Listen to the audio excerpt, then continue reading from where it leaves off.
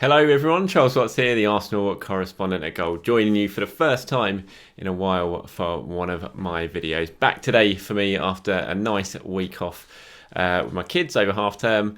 So no Arsenal for me for the last week. Been nice to have a little bit of downtime and take a break, but I am back at it now and enjoyed that game on the screen behind me yesterday, watching it without having to worry about work and just sitting back and watching Arsenal for once. And yeah, when it was first time in 14 years, it felt like an eternity since Arsenal have gone and won in the league at Old Trafford, but they finally got that monkey off their back with yesterday's 1-0 victory. Thoroughly deserved victory at Manchester United as well, not only ending that run of 14 years without a win in the league at Old Trafford, but also ending that run of 5 years without a victory away at one of the so-called Big Six. So really, really positive for Arsenal, and I will get to that game. Obviously, I didn't do my usual ratings and match review, so I will talk about that a little bit in this video, what I feel like it means, and the key parts to that victory. So I'll get to that in a bit, but just first of all, like I always do on these videos, just thank you once again for all your support on it. Sorry that I haven't done anything for a week or so now. I've had lots of comments asking me why, where the videos are, but needed a little bit of downtime. But I am back now and will continue to keep you updated as best as I can with all things Arsenal as we progress towards Christmas in November now. Can you believe that? And yeah, if this is first time stumbling across this channel, give it a like, give me subscribe to it, and I will do my best to keep you updated as I do with all things Arsenal. Right, let's talk about yesterday. What a win. What a thoroughly deserved victory as well. What a perfect response to the Leicester defeat. Obviously, you had the Europa League victory on Thursday night as well, but just perfect response to that Leicester defeat. They needed to go up there and get a result, really, given the defeat at Leicester, and they did exactly that, and they thoroughly deserved it. Should probably have won by more than just that Pierre-Emerick Aubameyang penalty. Had the chances to, didn't take them. Began to worry a little bit. You started to think, oh no, this is going to be Leicester all over again. Arsenal ended up living to sort of rue the missed opportunities, but it wasn't the case. They always looked in command against United, unlike against Leicester when they faded away in the second half. They didn't do that yesterday. I think a massive part of that is that £70 million spine. I've talked about it before, that they added in the summer. Gabriel and Thomas Partey, absolutely magnificent yesterday. I thought the two new boys, it's exactly what they were brought in to do. Gabriel, just a revelation at centre-back. He was magnificent yesterday. Didn't give Manchester United a sniff. His ability to tackle and to tackle cleanly, just superb. He reads the game so well. He's brilliant on the ball. Just an absolute bargain. £25 million Arsenal spent to get Gabriel over from Lille. Every game that passes now just makes that deal look better and better and better. He's still so young. He's still adapting to the Premier League. And you just look at him and think, you know, he's up there with the best the Premier League already has to offer at the moment. And he's only going to get better and better. So fantastic addition. I mean, yes, there was a real test for him going up to Manchester United. United side coming off the back of that fabulous 5-0 win in the Champions League against Leipzig.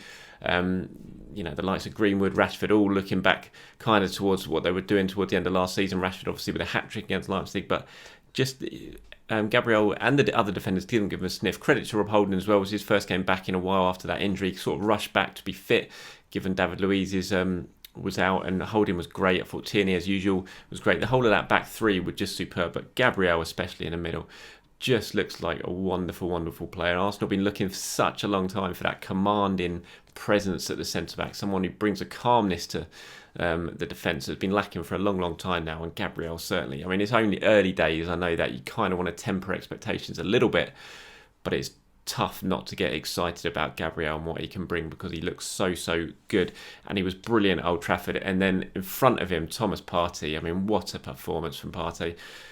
£45 million. We knew what Arsenal were getting when they signed him, when they decided right on deadline day to pull the trigger and sanction and trigger that release clause. And 2 man of the match performances in his first 3 starts for Arsenal now. He got named man of the match yesterday. For me, I almost give it to Gabriel or Mohamed El-Neni, who I'll get to as well. But Partey was fantastic. I mean, you look at his stats yesterday, once again, most touches of any player, most duels, total duels of any player, 100% aerials duels won. I mean, to be fair, he only had 1 aerial duel, but still 100% won that. 59 passes, only Mohamed El-Neni had more. 55 of those were successful. That's a 93.2% pass completion rate. Only Eddie Nketiah had more than that, and Nketiah only made 2 passes after coming on late. Just an all-round fantastic performance. 4 tackles from Partey. Only Gabriel had more. Game possessions 11 times. No one did that more. I mean, it was just a brilliant performance. It's exactly why, again, like Gabriel, why Partey was signed. I think the ease in which Partey is adapted to life at Arsenal just shows how good a player they've signed. Obviously, he's older than Gabriel, so he's not quite that. He's experienced. He's played at the top level under a very good manager in Diego Simeone. Played at the Champions League level, played at the very top in Spain. But still the ease in which he's just arrived at Arsenal and hit straight into gear. I thought it was really interesting that Arteta went with Mohamed El-Neni with Partey yesterday. I kind of felt like against Leicester, the game bypassed Partey a little bit, and that was perhaps because Granit Xhaka was in the side. And Xhaka, we know he drops deep, he receives the ball, he's always on the ball, and it almost took over from Partey. It didn't allow him to get on the ball as much in midfield because Partey was always at the feet of Granit Xhaka. I think he had almost double the amount of touches, double the amount of passes that Partey had against Leicester because he was always the man dropping deep and getting the ball. And I do wonder going forward if we're going to see El-Neni more with Partey and that Granit Xhaka might have to play more of a sort of second role really with Arsenal because his involvement in the team might lead to Partey not getting involved enough. So I thought it was a really big call by Mikel Arteta to play El-Neni. It proved to be an absolutely perfect call as well, which I'll get to in a little bit, just talking about El-Neni's performance and his performances this season. But it's certainly freed up Partey to be the main man midfielder, and he absolutely bossed it. I mean, you've seen the reaction from people, Roy Keane especially, comparing him. I hate the comparison with Vieira because it seems like an easy one, and Partey's his own man, and it's never easy comparing a player with a great like Patrick Vieira. But Roy Keane did it yesterday. Said he reckons Partey could go on and match what Vieira achieved. I mean, that would be unbelievable if he did. But he's just brought such a dominance to Arsenal's midfield already. And when that £70 million spine, like I said, I've touched on it before, of Gabriel and Thomas Partey, it's already beginning to transform Arsenal. They've got the best defensive record in the Premier League this season now, Arsenal. Only conceded 7 goals. No team has conceded fewer than Arsenal in the Premier League. And you consider where they were when Mikel Arteta took over to where they are now. It's an incredible achievement. And the structure that they play with, I thought that performance yesterday was the perfect away performance against a big team. The structure that they play with, how committed everyone is, the work rate everyone put in. It was just an ideal team performance from back to front. Alexandre Lacazette got a lot of grief again, but I thought his work ethic that he showed throughout the game was sort of epitomises what Arteta wanted from his players. It was just a fabulous performance from Arsenal, and the Partey and Gabriel were absolutely key to that. And £70 million, it was almost looked a little bit. I'm not sure if risk was the right word, but given where Arsenal were financially in the summer, shelling out £70 million on those 2 players, you kind of felt like it was a bit of a risk given what's going on with the coronavirus and another season outside of Champions League. But it's already looking like money well spent. It's already looking like a bargain, in fact, a £70 million bargain. And it's just made Arsenal exactly what you wanted to see from them. For years, Arsenal have been seen as this soft centre, almost a laughing stock, especially when they go away to teams like Manchester United. It's always the same. They always come unstuck. They don't have that solid base in midfield and defence that allows them to go and win at places like that. But now with Partey and Gabriel there, that is allowing them to go and beat the big teams. Since Mikel Arteta has arrived, and most of these were before Gabriel and Thomas Partey were here. Arsenal have beaten Liverpool twice. They've beaten Manchester United twice. They've beaten Manchester City. They've beaten Chelsea. Arsenal have proved now that they can beat these sides. But this one felt especially significant because it was away from home. It was at Old Trafford, where we all know Arsenal have been woeful for the last 14 years. And they've gone there and got the win. I think mentally that's going to be a huge, huge thing for them. And a real, real positive to come to take as the season progresses. Just on Mohamed El-Neni, he deserves so much credit, El-Neni. I've touched on his performance yesterday, and not just yesterday, the whole season. And it's almost becoming like he is an integral part of this Arsenal midfield now. He's kind of Mikel Arteta has been rotating around Mohamed El-Neni. El-Neni's almost been the mainstay in most of the performances this season, and he was brilliant yesterday. I mean, we've seen that tracking back he did in the 90th minute, that pressing he did. up on the halfway line, eventually forcing Manchester City to concede possession and put the ball out of play, was just epitomised what Mohamed Elneny is all about. The strides he's made under Mikel Arteta this season deserves so many plaudits, and he deserves the plaudits he's getting today and he got last night, because it was a fabulous performance from Elneny yesterday, and he's showing he's certainly got an awful lot to offer Arsenal, especially alongside Thomas Partey, and that sort of tandem, that midfield partnership yesterday seemed to work very, very well.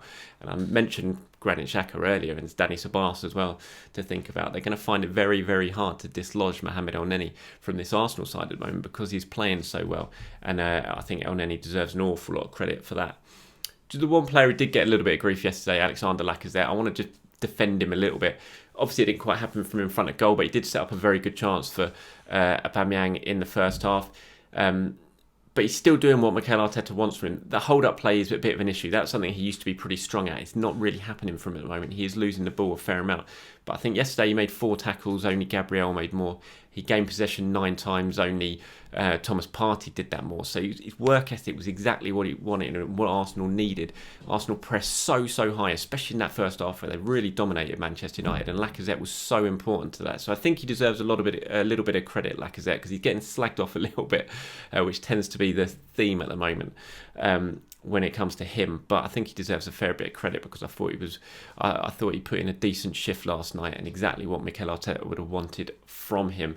Team news-wise, as we head towards the Europa League on Thursday night, Molde obviously coming to the Emirates, looking pretty good from yesterday. It didn't seem like there was any new injuries. There was a little bit of an issue with Rob Holding when he went down towards the end. There was kind of fear that he might have aggravated his hamstring problem. Not the case. I think it's just cramp for Holding, which is a bonus because he came in and played very, very well last night. So looking good ahead of that Molde game, which is on Thursday. I'm expecting a much changed team from that one. Obviously, kind of looking at that side that beat Dundalk last Thursday is going to look very similar to that. I imagine Pepe, Nelson, Nketiah, Granit Xhaka looks like a start. You might well see Dani Ceballos start because he didn't play in midweek. I think you're looking at another sort of 10, possibly even 11 changes for that one.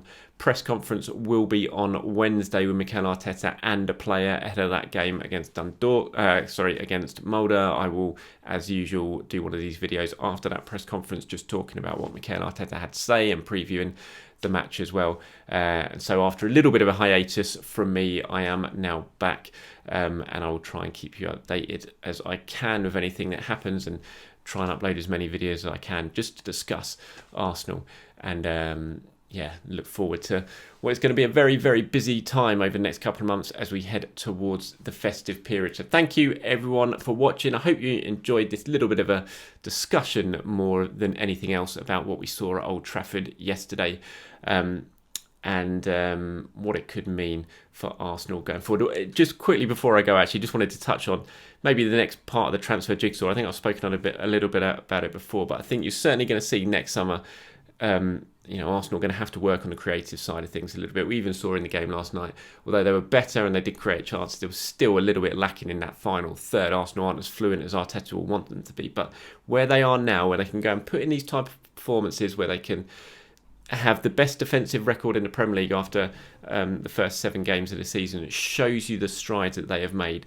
They went big in the transfer market this summer to improve that spine, to make themselves more difficult to beat, to get rid of that soft centre that they've become known for. They've done that with the additions of Gabriel and Thomas Partey, but I think we've just got to wait and be a little bit patient for what's to come perhaps next summer when it comes to improving things in the final third. So it is a process. Aubameyang spoke about that after the game yesterday, admitted they're still in a process with Mikel Arteta, and Arteta himself will admit that as well. It is a process, it's an ongoing thing.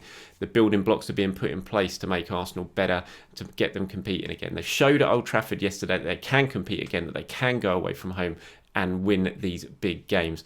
And I think we're just going to have to be a little bit patient to see the real vision that Mikel Arteta has for this Arsenal side. And we will hopefully see it after another couple of transfer windows. So from me, thank you for watching, everyone. It's good to be back, and I'll keep you as updated as I possibly can over the coming days.